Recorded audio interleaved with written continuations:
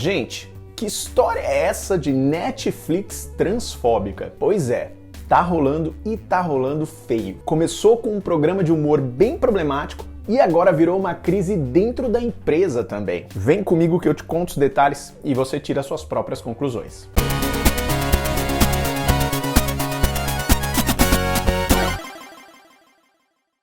Aqui no canal Gay Nerd, a gente fala de cultura pop, cultura nerd e cultura LGBTQIA+.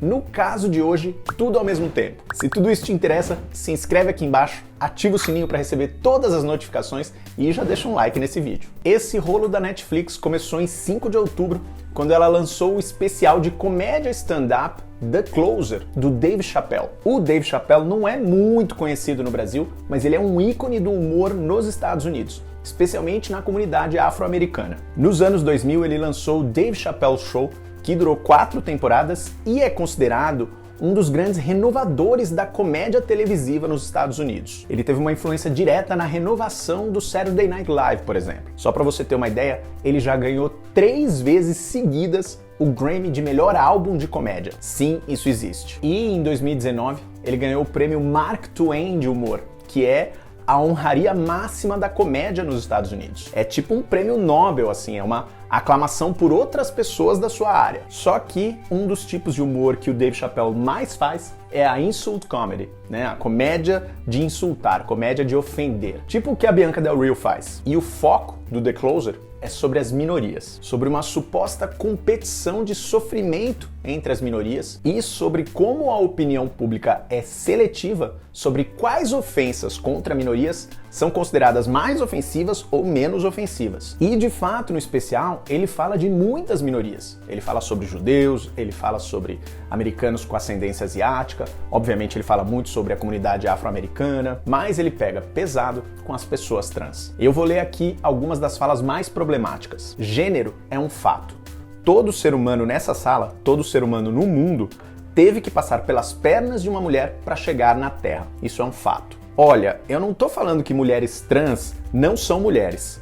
Só estou dizendo que a vagina delas, e aqui eu tô usando o termo vagina porque ele usa um palavrão que eu não vou reproduzir. Sabe o que eu quero dizer, né? Não estou dizendo que não é uma vagina, mas é uma beyond vagina, é uma impossible vagina. Para você entender o contexto dessa piada, Beyond e Impossible são as duas marcas mais populares nos Estados Unidos de carnes feitas a partir de planta. Talvez você já tenha ouvido falar aqui no Brasil do Impossible Burger. Então a insinuação aí é de que a vagina da mulher trans é uma vagina falsa, né? É uma vagina copiada, uma vagina enganadora, que nunca vai ser igual à vagina de uma mulher cis. E ao longo do especial, ele se chama de transfóbico algumas vezes, assim, num tom de brincadeira. Mas em certo ponto ele até fala que pode ser considerado um TERF, que é a sigla em inglês para feminista radical que exclui mulheres trans. Ou seja, é um subgrupo feminista que acha que a luta feminista é só para as mulheres cisgêneras, porque a mulher trans ou não é mulher de verdade, ou ainda é homem e, portanto, é protegida pelo machismo e pelo patriarcado. É curioso que ele usa esse tom de autoironia,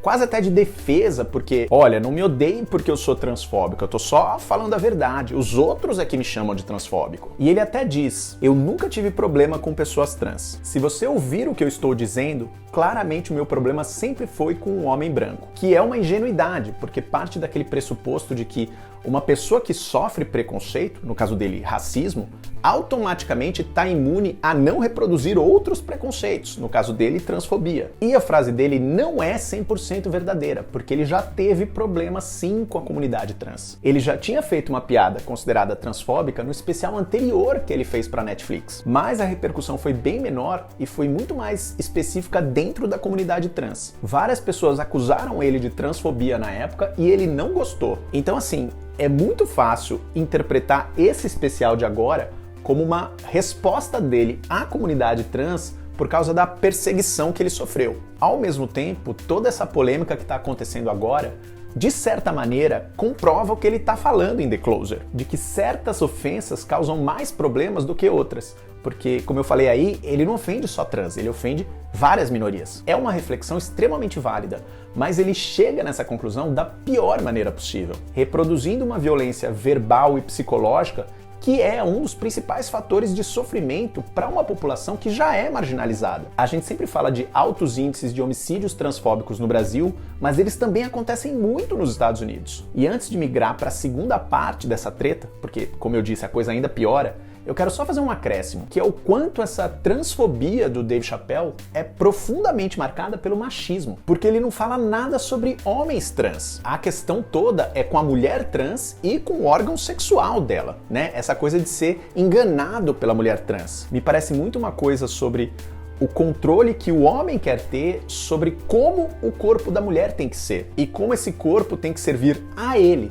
tem que servir à aprovação dele no momento do sexo. Mas enfim, a polêmica do The Closer ainda podia ter ficado aí, né, nesse terreno pantanoso do limite do humor, do limite da arte, né? Que a arte tem que incomodar mesmo. Mas o que aconteceu depois não teve nada a ver com isso. Obviamente que quando o especial saiu, várias figuras públicas e organizações se manifestaram contra o discurso transfóbico do Dave Chappelle. Entre elas a GLAAD, que eu já mencionei várias vezes aqui no canal, que é uma organização americana que monitora e estimula a representatividade positiva de pessoas LGBTQIA+ na mídia. E a GLAAD tem uma excelente relação com a Netflix, porque a Netflix geralmente vai muito bem no relatório anual que a GLAAD faz sobre canais e streamings com alto grau de representatividade. Mas a GLAAD não se isentou da briga e mandou a real, dizendo que a Netflix exibir esse especial violava as regras que a própria Netflix tinha estabelecido de jamais passar conteúdo que contivesse discurso de ódio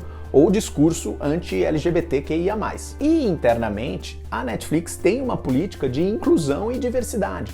Então ela tem muitos funcionários que são pessoas trans e muitos funcionários LGBTQIA+ no geral. E esses funcionários também começaram a reclamar, publicamente e internamente, e inclusive a pedir que esse especial fosse retirado do catálogo. E aí é que vem o fuzuê. Primeiro, o Ted Sarandos, que é um dos CEOs da Netflix, mandou um memorando interno dizendo que ele não ia tirar o especial do ar porque ele achava que o especial não cruzava a linha do ódio. E também disse que, apesar de alguns funcionários discordarem, nós temos uma forte crença de que conteúdo na tela não se traduz diretamente em violência na vida real. Que, enfim, é uma outra questão delicada que não é tão preto no branco assim. Porque se fosse assim, todo o discurso que eles têm de proteção com as outras letrinhas na sigla também não faria sentido. Se o Dave Chappelle tivesse dito que, sei lá, gays não são homens, e tivesse dito várias vezes que ele é homofóbico, você acha que a reação teria sido diferente? Eu acho. Além de tudo isso,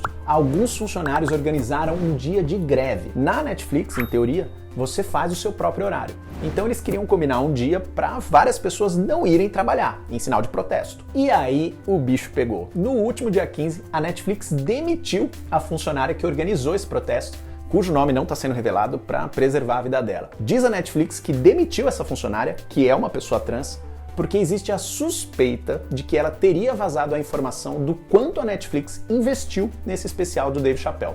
E isso é uma informação sigilosa. Os funcionários envolvidos no protesto negam que teriam vazado essa informação, porque eles sabiam que isso seria negativo até para o próprio protesto. Além disso, teve uma outra funcionária chamada Tara Field, que também é trans, que fez uma thread muito boa no Twitter, que eu vou até deixar na descrição do vídeo, criticando o Dave Chappelle e a decisão da Netflix. Essa thread já teve 51 mil likes e 22 mil retweets, e pouco depois, a Terra foi suspendida por 3 dias no trabalho. Supostamente, de novo, segundo a Netflix, porque ela teria entrado numa reunião online para a qual ela não foi convidada, sendo que ela não se pronunciou na reunião, e a Netflix tem uma política interna de transparência onde todos podem saber de tudo. Inclusive é por isso que os funcionários tinham acesso a essa informação do quanto o especial do Dave Chappelle custou para a empresa. Sabe quanto ele custou? 24 milhões de dólares, sendo que é um stand-up, né? Tudo num palco só e uma única pessoa falando. Para você ter uma ideia, o fenômeno Round 6 inteiro, né, os 9 episódios,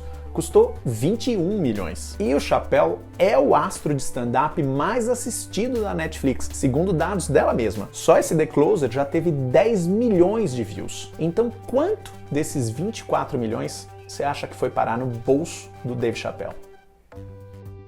Gente, esses são os fatos até agora, ou parte dos fatos, porque essa polêmica ainda deve render muito nos próximos dias e acho que vale a pena a gente ficar de olho. Você tem as informações, aí agora é com você. Você tire as suas conclusões. No mínimo, essa crítica à Netflix é válida, esse debate é relevante, então a Netflix está vacilando, tentando sufocar as reações contrárias ao que ela colocou no ar. Por isso que eu falei que a coisa já transcendeu o debate da arte, do humor, e já virou uma crise de imagem e de cultura corporativa. Eu vou adorar ouvir a sua opinião aí nos comentários. Me conta o que você está achando desse rolo todo, se você pretende assistir ou boicotar o especial do Dave Chappelle, e se você já assistiu, o que você achou dele? Se você procura outro tipo de conteúdo na Netflix ou nos outros serviços de streaming, me segue lá no Twitter e no Instagram, porque eu tô sempre dando dicas diárias de filmes, séries e reality shows que estão estreando. A gente se vê em breve. Cada vez mais gay, cada vez mais nerd.